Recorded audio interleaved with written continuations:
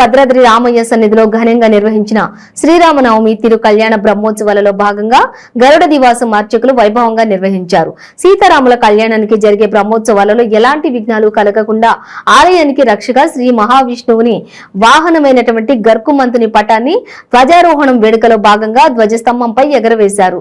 ఈ సందర్భంగా అందించే ప్రసాదానికి ఎంతో విశిష్టత ఉంటుంది. గరుడ ప్రసాదంగా పిలిచే ఈ ప్రసాదం సంతానం లేని వారు స్వీకరించిన చక్కటి సంతానం కలుగుతుందని భక్తుల ప్రగాఢ విశ్వాసం.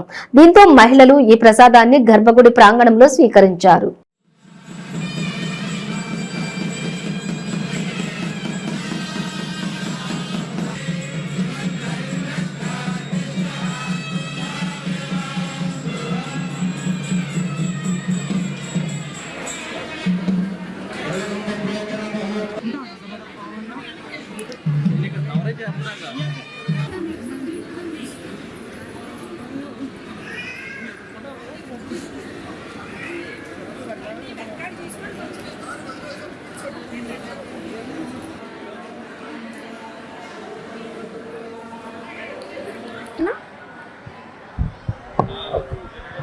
ఓకేనా. జై శ్రీమన్నారాయణ. నా పేరు అనురాధ, మాది భద్రాచలం. శ్రీరామనవమి ఉత్సవాల్లో భాగంగా ఈరోజు ధ్వజారోహణం జరిగింది. దానికి అందరూ గరుడ ప్రసాదం తీసుకున్నాము. నేను మా ఫ్రెండ్స్ అందరం తీసుకున్నాము.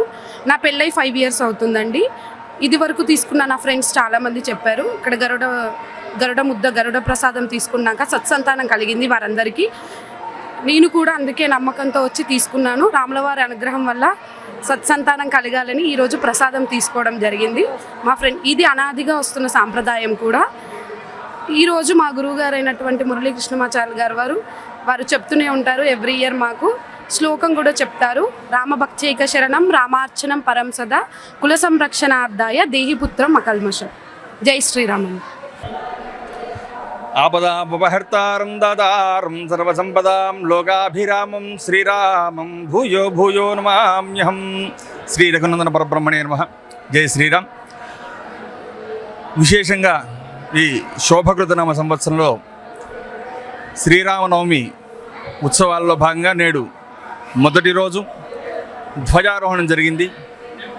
ముక్కోడి దేవతల్ని కూడా ఆహ్వానం పలికేందుకు గాను గరుత్మంతుడు ఆకాశ మార్గాన విహరిస్తూ నేడే అందరికీ కూడా ఆహ్వాన పత్రికలు అందజేసి వారందరినీ కూడా తీసుకురావడం జరుగుతుంది. సాయంత్రం దేవతాహ్వాన కార్యక్రమం ఉంటుంది.